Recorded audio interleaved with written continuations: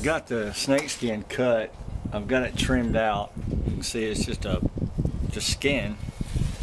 You got the best parts of it, and I'm gonna put hide glue on the back, and then I'm gonna just glue it to the back of my bow. And it's that simple. The tricky part is when you start wrapping it, that it doesn't get all pinched up and wrinkled under the wrap, because it wants to, sometimes when you pull it tight, it wants to wrinkle under the wrap. And you can't use tape. Tape is out of the question. You can't use tape because it's too sticky, and it pulls the snakeskin off after it dries on the underside.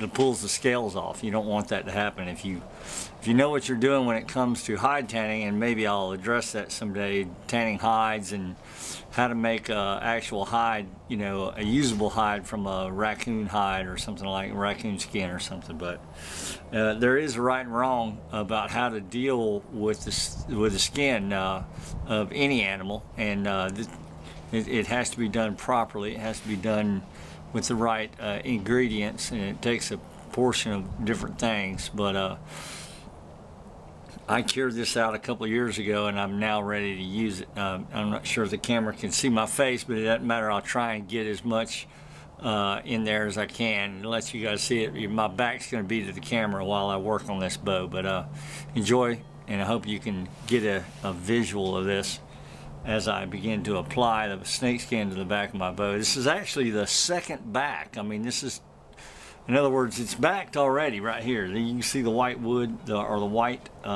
plant fiber that's on top of the Osage bow. It's backed right now. It's already backed, but I'm going to back it again with a snakeskin, a little further enhance its ability to resist taking a set, and I'll get into that later. But anyway, let me get moving forward, and I'll get back to you in a minute. Okay, I'm back. Trying to get this glue side on glue side. Glue on glue. In other words, you really need to put glue on both surfaces. And that's the same if you're doing a slingshot laminated, or if you're doing any kind of wood on wood or wood on metal. You want glue on both surfaces, equal amounts. And in this case, I'm using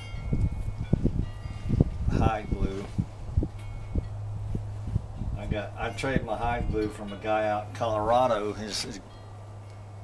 Honestly, it's been a while since I got any from him, because I got so much the last time I got it, and I haven't really needed to get any more. But he's got a company called Autumn Archery, for any of those of you out there that are interested in archery.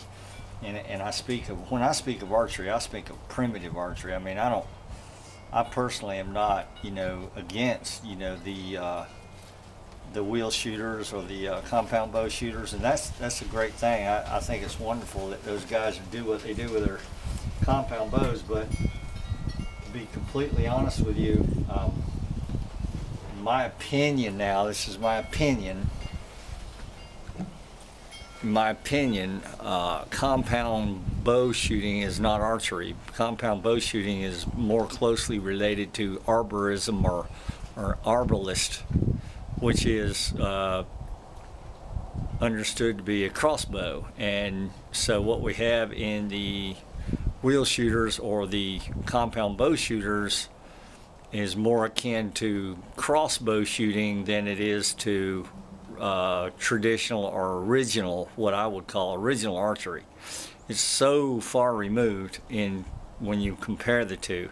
The only similarities are the two things. One is there's a string in both weapons, and there's an arrow in both weapons. But that is the only similarities there are between what I'm doing here with a primitive bow or a self bow and compound bows or compound shooters. Again, I'm not, you know, denigrating compound shooters. In fact, I applaud them. I think it's wonderful what they're involved in, but I would not call what they do archery. I would call it arbalism, or arbalist, people that use a crossbow, or more akin to what the compound shooters are using. Anyway, that's just a short message on my part when it comes to, you know, primitive bows and self-backed bows and handmade bows and things like that. So it's so much more primitive, and there's just no, you can't really compare the two. There's one's light years ahead of the other. Of course, we're using primitive tools. We're not using any machines, no sanders, no power saws, no power tools of any kind. There's all strictly handmade, hand cut, even down to the part of where we cut the tree down with an axe, you know. So it's all primitive. But anyway, I'm gonna get back to my skin again. Okay, you can see what I'm doing here. I've got, what I did is I just took rubber from an old inner tube for a tire, you know, for a retread or whatever, and I cut it with my scissors or a knife, a razor knife, and I wrapped it. You gotta be careful here where you pull that down, because you don't want to get that bunched up. Anyway, so if the camera can see this, you see this inner tube right here? It's inner tube. Just rolled, it's just cut inner tube. And what I've done is I've wrapped it onto the glued down. See where I've got, see that right there? There's a problem right there. What happens when you wrap the snake skin? It's kind of hard to do it without it bunching up on you. You got to be real careful you don't get air bubbles under there. It's hard to do. I mean, it's work. I mean, make no mistake, it's art. I would call it art or craft, or I'm not sure what category, craft or art or both, or a little bit of both, I guess. It's a lost art, I know that. The Indians use it for camouflage. Actually helped them help their bow to blend into the natural surrounding. I have heard people say, but I've never had it happen. Oh yeah, you know, I was sitting in a tree stand with a back bow. It had a snake skin on the back, and a blue jay saw it, and he started squawking, and it ruined my hunt, and it gave my position away, and the deer ran away, and whatever, you know. That's what happened to you. Fine, don't back your bow with snake skin. Personally, I like it. Of course, you know, the truth is about me, I love building bows. I love shooting bows, but I don't like chasing arrows. So I'm not that much of a bow guy. I mean, I'm I should say I'm a bowyer, not an archer. That's probably the best way of putting it. I make bows. I make lots of bows. I've made, I don't know how many. I wouldn't even want to venture to count how many I've made through the years, but I know it's a lot. But anyway, all the bows I've made, I've put a lot of snake skin on the back, and I like it. And I think people that buy bows from me, they like it too. It's very unique. It's very different. It's very, well, not that much different, because there's a lot of people that do it. But I like it.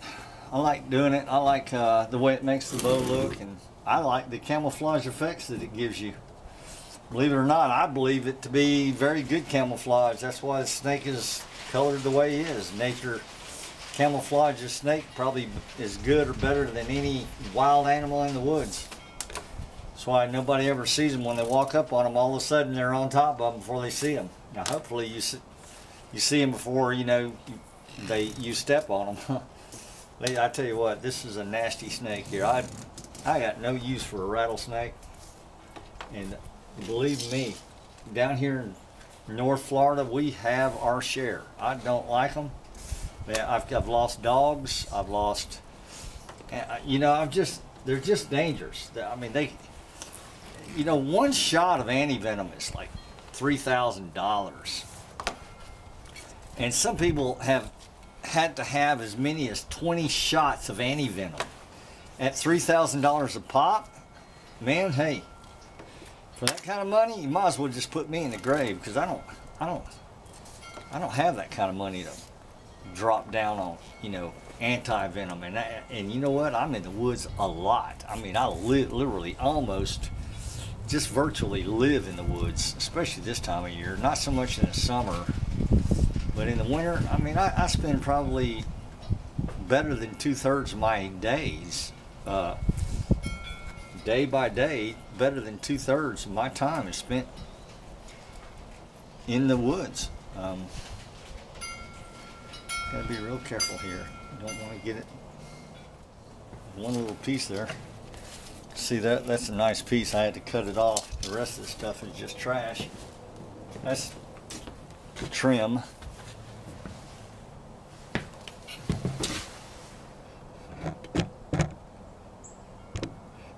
Anyway, so there you have the bow being backed, or having been backed twice. First by plant fiber, which is the Chinese parasol. And of course you can't really see it as good because I got it wrapped with the inner tube, but you can see between the inner tube, you can see the snake skin, and that's the back of the bow. And it's glued on, and I'll let that cure for about 2 or 3 days. I'll bring it upstairs, let it dry. It'll dry a lot faster upstairs. And you know, when I say upstairs, I mean in the house. So that's my most recent Osage sinew, plant fiber with snakeskin backing. And this is my hornbeam bow.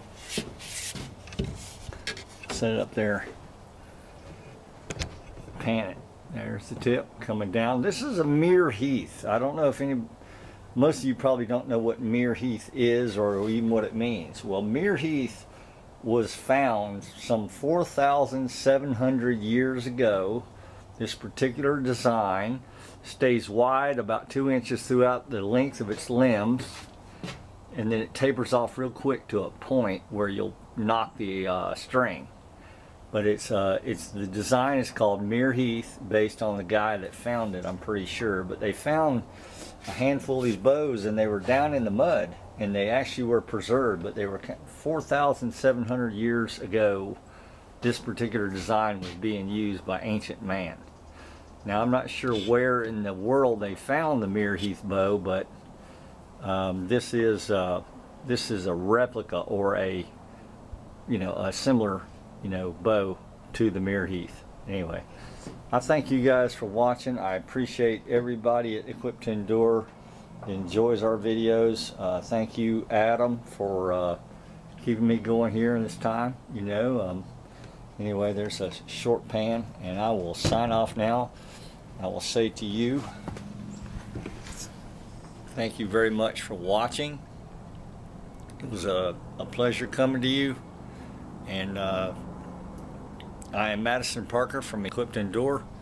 Have a good day, and remember, if you're not always prepared, you're never prepared. Y'all take care. Bye-bye.